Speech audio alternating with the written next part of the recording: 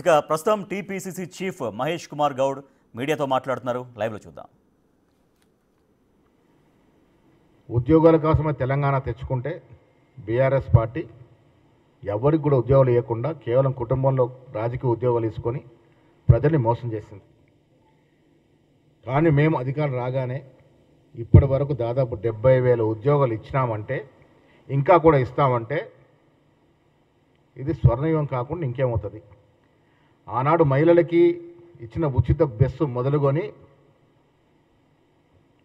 నిన్నటి సన్న బియ్యాల వరకు, ఇప్పుడు మేము భూమి పూజలు చేస్తున్న ఇందిరమ్మ ఇళ్ళ వరకు, నిన్న 9,000 కోట్లు దాదాపు 9,000 కోట్లు రైతు భరోసాలో జమ చేయడం వరకు, పోయినసారి 500 రూపాయలు బోనస్ వరిపిన ఇవ్వడం, ఇవాళ ఇంటిగ్రేటెడ్ స్కూల్స్ పెట్టడం, 1,78,000 కోట్ల విదేశీ పెట్టుబడులు రావడం, స్కిల్ యూనివర్సిటీ పెట్టడం, ఇవన్నీ చూస్తూ ఉంటే ఇంత అభివృద్ధి, ఇంత సంక్షేమం గతంలో ఎప్పుడు జరగలేదు. కాబట్టి ఈ 18 మాసాల పీరియడ్ని నేను ఒక స్వర్ణయుగంగా గోల్డెన్ పీరియడ్గా చెప్పదలుచుకున్నాను.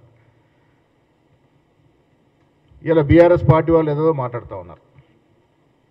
పార్టీ పని అయిపోయింది,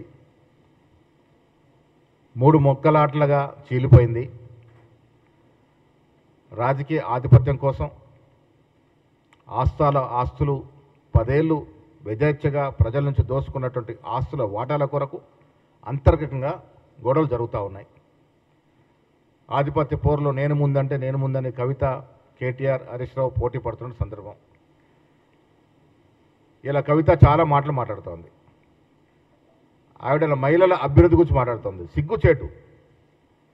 5 ఏళ్ళు ఒక మహిళను క్యాబినెట్లో పెట్టుకోకుంటే ఆ రోజు గలమెత్తన నీవు ఇలా మహిళల కోసం పోస్ట్ కార్డు ఉద్యమం అని ఏదో మాటలు మాడుతోంది. ఎవరు నమ్ముతారమ్మా నిన్ను? 10 ఏళ్ళు అధికారంలో ఉన్నావు కదా, అప్పుడు ఎందుకు మీ నాయన అడగలేకపోయావు? మొన్న రాసిన లేఖ 10 ఏళ్ల ముందు ఎందుకు రాయలేకపోయినావు? ఎందుకు లేకపోయినావు? ఇలా బీసీల గురించి మాట్లాడుతూ ఉంది. కృష్ణయ్య గారు అంటే నాకు అపారమైన గౌరవం. 30 ఏళ్ళుగా నేను కృష్ణయ్య గారిని ఫాలో అవుతా ఉన్నాను. బీసీ ఉద్యమంలో ఆయన సాటే. ఆయన కవిత గారు కితాబ్ ఇస్తూ ఉన్నారు. ఏ రకంగా ఇస్తూ ఉన్నారన్నా మీరు? ఏం చేసింది కవిత బీసీల కోసం? వీళ్ళ అధికారం పోయిన తర్వాత ఇలా బీసీల గురించి మాట్లాడితే ఎవరు ఒప్పుకుంటారు? ఏం చేశారు మీరు బీసీల కోసం? స్థానిక సంస్థల ఎన్నిక రిజర్వేషన్ని తగ్గించి 21% పడేసింది వీరు కాదా? ఎవరు ఏ బీసీకి వారు అందలం ఎక్కిచ్చారు, ఏ ఎస్సీకి అందలం ఎక్కిచ్చారు? ఇలా స్పీకర్తో 5కి అవకాశం ఇచ్చాం దళితులకి. మీరు ఒకరంటే ఒకటి పెట్టి అర్ధరాత్రి తీసేసినట్టు పాపం రాజయ్య గారిని. ఇంతవరకు చెప్పలే ఎందుకు తీసేశారు అనేది.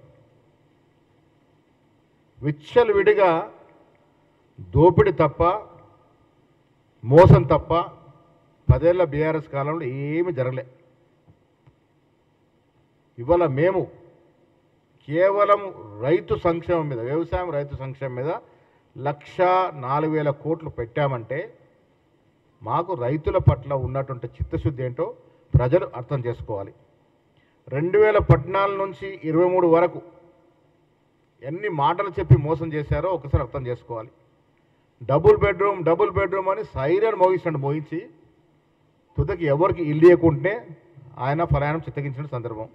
ముస్లింలకి, గిరిజనులకి 12% రిజర్వేషన్, కేజీ టు పీజీ ఉచిత విద్య, రకరకాల వాగ్దానాలు ఇచ్చి మోసం చేసి ప్రయాణం చిత్తగించినటువంటి నాయకులు ఇలా మాట్లాడుతూ ఉన్నారు.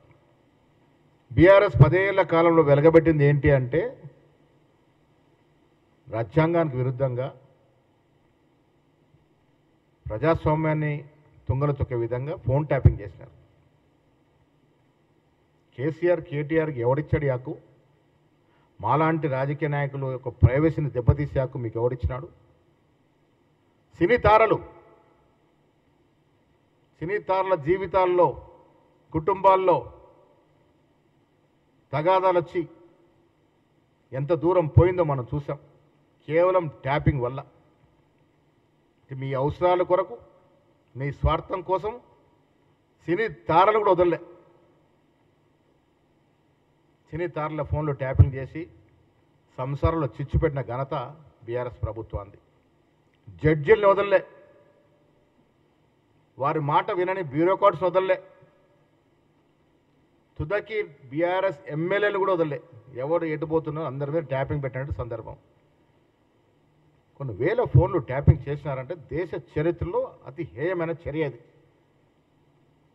కేసీఆర్ బాధ్యత, కేటీఆర్ మాకేం సంబంధం, ఏదో లీగల్ నోటీస్ అని ఒక స్టేట్మెంట్ ఇచ్చినాడు. ఏంటి లీగల్ నోటీస్ మీరు ఇచ్చేది? మీరు మీ నాయన సంబంధం లేకుండానే ప్రభాకర్ రావు గారు ట్యాపింగ్ చేసినాడా? అసలు ప్రభాకర్ రావుని పెట్టింది ఎవడు?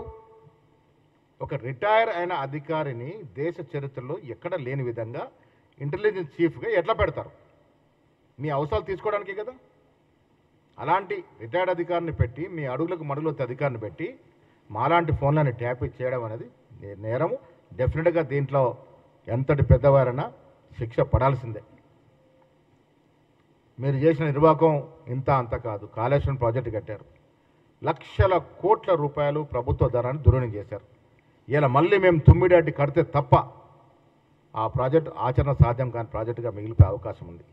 నాసి రకం కట్టడం వల్ల, కాంట్రాక్టర్ జేబులు నింపడం వల్ల బీటలు వారిపోతూ ఉంది ప్రాజెక్టులు. ఒక్కటంటే ఒక్క ప్రాజెక్టు కూడా కంప్లీట్ చేయలే. ఇలా కాంగ్రెస్ ప్రభుత్వం వచ్చిన తర్వాత దక్షిణ తెలంగాణ, ఉత్తర తెలంగాణ ప్రాజెక్టులు మళ్ళీ పునర్జీవం పోసే ప్రయత్నం మా ప్రభుత్వం చేస్తూ ఉంది.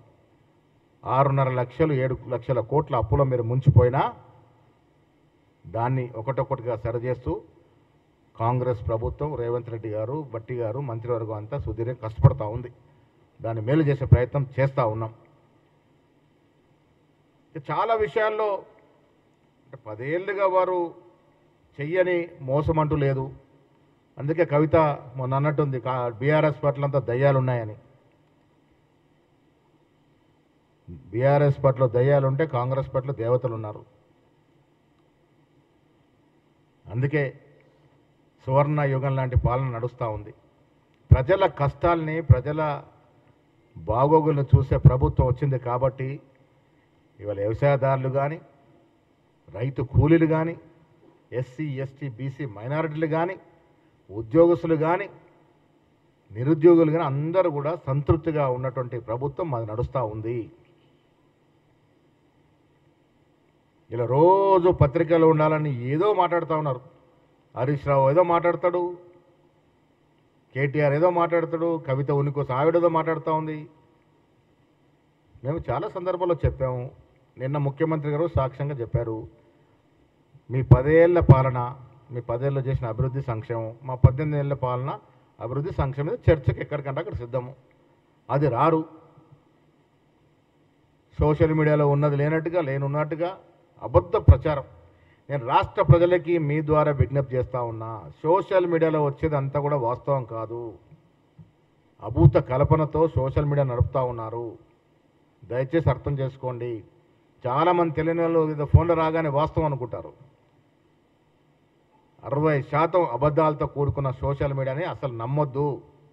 వాస్తవాలు తెలుసుకోవాల్సిన విజ్ఞప్తి చేస్తూ, నిన్న జరిగిన సమావేశంలో చాలా కీలకమైన నిర్ణయాలు వచ్చే ఎన్నికల గురించి కానీ, పార్టీ నిర్మాణం, నిన్న ఉపాధ్యక్షులు, ప్రధాన కార్యదర్శితో కూడా మీటింగ్ జరిగింది.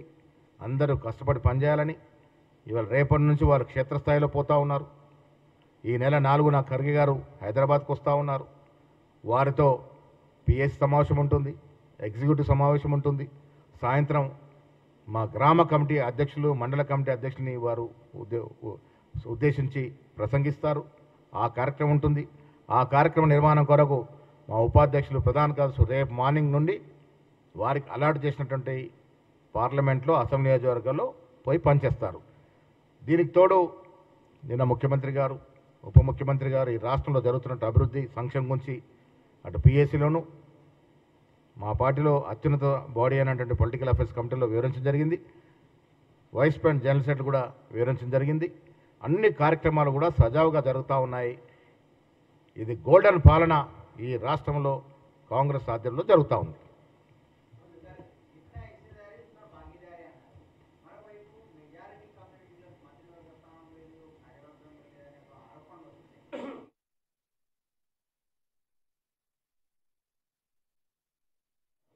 ఇప్పుడు గత మంత్రివర్గంతో పోల్చుకుంటే బీఆర్ఎస్